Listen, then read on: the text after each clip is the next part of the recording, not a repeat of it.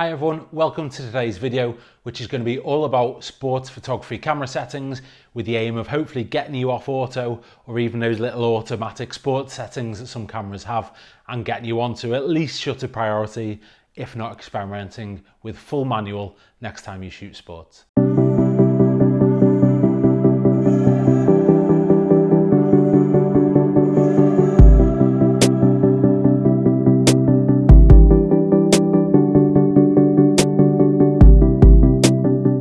As always, before we dive into this video, I do want to caveat with saying this is how I do things. I've been doing it for 7 or 8 years this way, and there will be plenty of pros out there who will probably say they wouldn't do that or they wouldn't do this or this isn't how they would go about doing it. But it's worked for me, and it's a way I think you guys can get out there and start shooting or be confident in what you're shooting when it comes to action sport pretty quickly.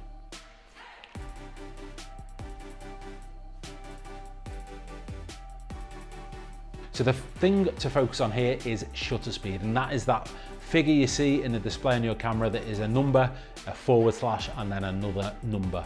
Okay, now as I said, the faster the shutter speed is, so the higher that shutter speed, the higher that number, the quicker that shutter is going to come down. And what that's going to do is freeze our action. So whether it's a motorsport, a car going past at high speed, whether it's a hockey player taking a shot, whether it's footballers tackling each other or celebrating goals, celebrating points or baskets in basketball, any of those things you need to freeze to get that shot that is on the back of the newspaper. So what you need to do, you're going to need to crank your shutter speed as high up as you can get it without ignoring some of the things we're going to come on to in a minute. So firstly, let me demonstrate the point. This photo on screen, you can see the shutter speed there, and it's a little bit blurred. Here's a photo taken at what I would ideally try to use in sports photography. A much faster setting, as you can see by the number there. And what that does, you can see straight away, is that action is frozen and that action shot works a lot better. Now there are times in sports photography you might want a slower shutter speed, of course, if you're trying to be a bit artistic or you want, a bit of blur effect or whatever it is, there might be a reason legitimately when you do need a lower shutter speed. However, I always aim for a minimum of 1/1000th of a second when talking about shutter speed. The reason for that is because I always want to get that nice sharp image. I've read a few articles and forums on the internet and also a couple of YouTube videos where photographers say if you get 1/500th of a second shutter, that's normally quick enough for sports.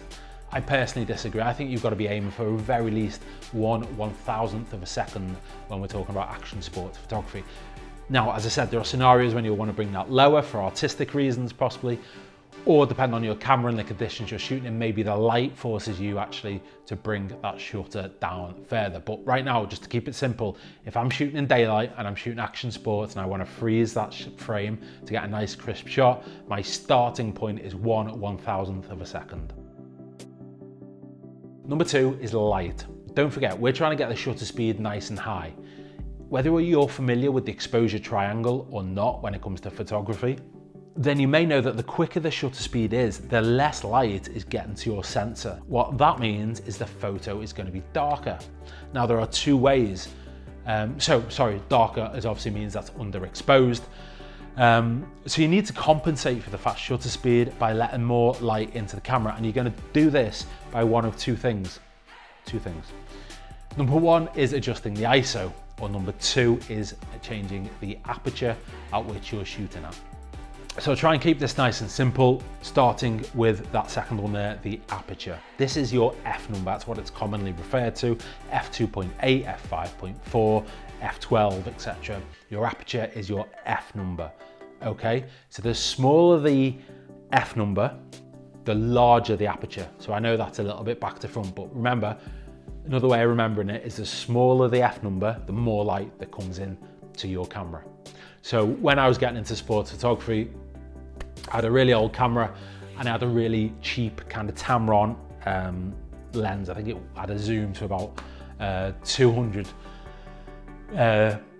mil zoom on it. But what the problem was is the F number only went down something like f6.5. So the reality of that is because my camera was old and wasn't very good at shooting in poor light, I was using a fast shutter speed and the lowest aperture I could get to was 6.5, so we're getting very, very dark photos.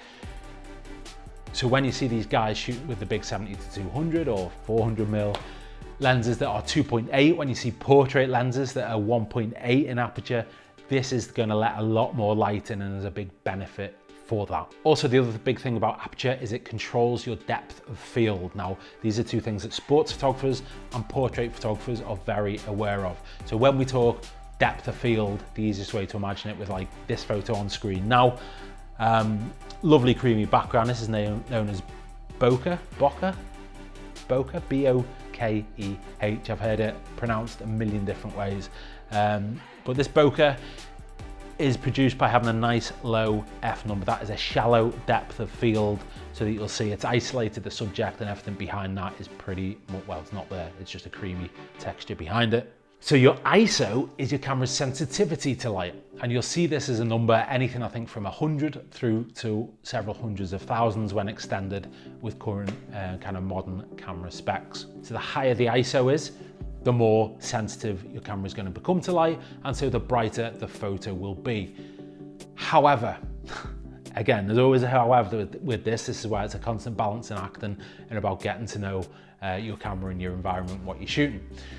The more or the higher you take that ISO, the more it is going to introduce digital noise into your photograph. Okay, so when I spoke about the really old crappy camera I had, when I cranked the ISO up on that, because it was such a, right now it'd be a 15-year-old consumer entry-level DSLR, it was going to hammer that image with a load of noise and grain. I've put a couple of examples I've shot recently on high ISOs, just so you can see the impact that a high ISO can have in terms of noise. Anyway, let's not get too complicated. I just want to give you a quick bit of background. So what I'll say now is your takeout here. So there's two ways. So we want a fast shutter speed, and then the rest of the photo, to keep it simple, to be exposed in a way that we like. So two ways of doing that, two settings.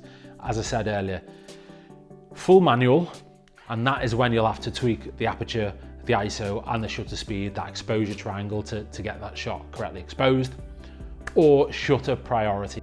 So shutter priority is going to allow you to set your own shutter speed. So an example earlier, 1/1000th of a second, and the camera will take care of everything else to make sure that that photo is exposed.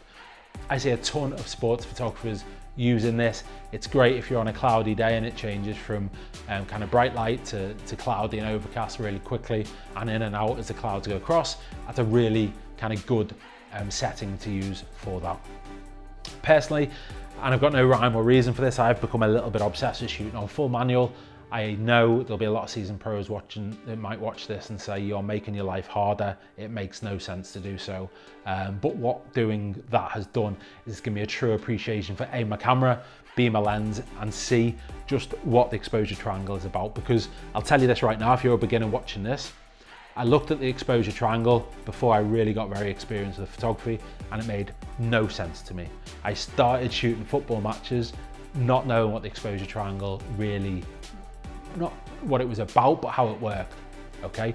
Shooting on manual constantly forced me to understand that, and understand it in a way that I kind of make sense of it, makes sense to me. So yeah, go with shutter priority, but if you are just practicing around, maybe in a park or getting your dog to run in the garden so you can kind of freeze some action shots, get it on manual and have a play with some of the things we've discussed just there. Next up is the focus.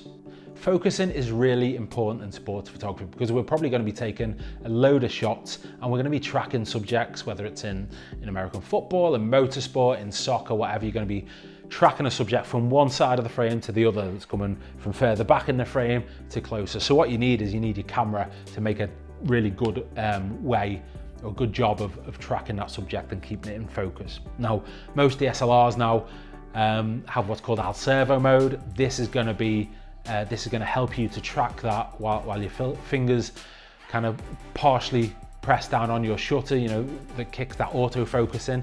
If you're in al servo, when your finger is kind of depress that shutter a little bit, it's going to keep your subject, as long as it remains on your focal point in your viewfinder, it's going to keep that subject in focus throughout. And that is when you see those bursts of shots where a player in football, for example, is running straight at the camera, maybe getting bashed or riding tackles along the way. but remains in focus, that's because it's in Al Servo mode, probably, not always, but probably, and that is allowing you to track or keep focus on that player as it gets closer to you or moves about within the frame. So on Canon, as I said, it is called Al Servo, this kind of continual tracking focus. I think on Nikon it is something called AFC. Is it AF-C? I think I'll throw it on screen there if I'm wrong. I'll correct myself. And they've got similar, I think, or they will have similar on Sony cameras if you're kind of shoot mirrorless on that, on different cameras as well, other brands. So definitely look for the equivalent of that. That is going to help you a ton, and it is pretty fundamental when you're shooting action sports. Another thing when we're talking about focus is where your focus point is going to be and what focus you're going to use. Now, all sorts of new cameras have different focusing mechanisms. I've always literally just shot with a single focal point, and I've kept that dead center, Billy Basic, right in the middle of the viewfinder, because what that does, after shooting with that for 6-7 years, I always know where that is. You see it flash in the viewfinder, but after so long, I just know it's instinctive where that focus point is going to be within the shot. It's dead center. You just get used to it as you're shooting a pitch side or in whatever sport you are shooting. I usually focus that center point on the player's chest or the player's body. Main reason is that's the part that is most constant and doesn't move around. If you can imagine trying to focus it on the feet in the case of football, or on the arms in case of American football or rugby, they're moving about all over the shot. It's going to be incredibly hard for you to stay focused on them. So I usually use the chest or the body, and that makes sure that that player stays in focus. You might wish to move that focus point a little bit higher, maybe to focus in on the face. Obviously when play stops, you might want a nice artistic kind of close-up of a player's face, for example. You can change your focal point really quickly to a different area of the viewfinder to allow you to do that. And this is when we talk about familiarity of cameras, by the way. Getting to know your camera and where all these little things are is so important. More so, I'd say, than quite a lot of the skills people say are really integral to becoming a photographer. Knowing your camera inside out, what it's capable of and where to change the settings on the fly, that is really important.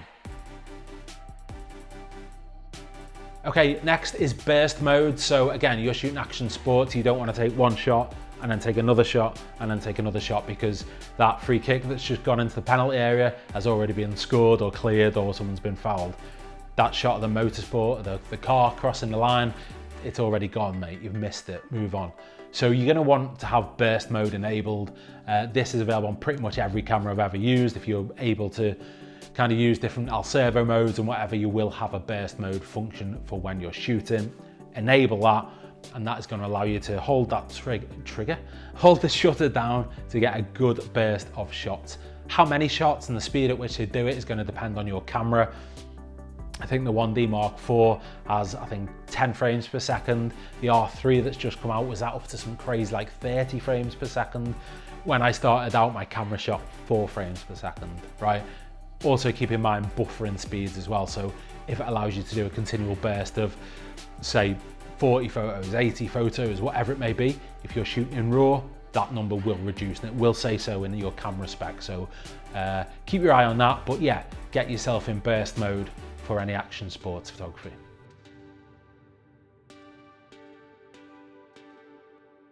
Next, focus case. Now your focus case is something I haven't done that much of, and I don't really want to confuse this video with, because I think it's well beyond where we need to be. Essentially, in short, loads of DSLRs come with different preset focusing cases, they're called, which basically they change how the camera works when it focuses in autofocus mode. So some are more suited to sports than others. I've normally for years left mine on default and not seen much reason to change them. What I'll do is I'll do a video in the next few weeks that will cover focus cases in a little bit more detail. So if you want to go down that rabbit hole, then you can. But for now, I wouldn't worry too much. Just know that they are there. And when you see that really weird thing in your camera setting where you've got four or six focus modes or focus cases, they are to do with how your autofocus works. But personally, if you're new to this, I'd park that for now and let's come back to that at a future date. And that's it. So as far as your sports photography camera settings go, as a starting point, that is all I think I'll cover for this video. Let me know what you think. There'll be a ton of people that disagree. I bet you the comments are going to be worth a read just to see other people's opinions on how they shoot and what they go about doing. At the end of the day, there's no right or wrong if you're getting a shot that either you want or if you're getting paid to do the job that your client wants, okay? So again, know your camera, know how to expose things, know what gets that crisp shot, know what gets the blurry shot if you want that, and then in your own time, work a way to make yourself better and more confident in those modes. So that's it. Let me know what you think. As I said, please subscribe to my channel.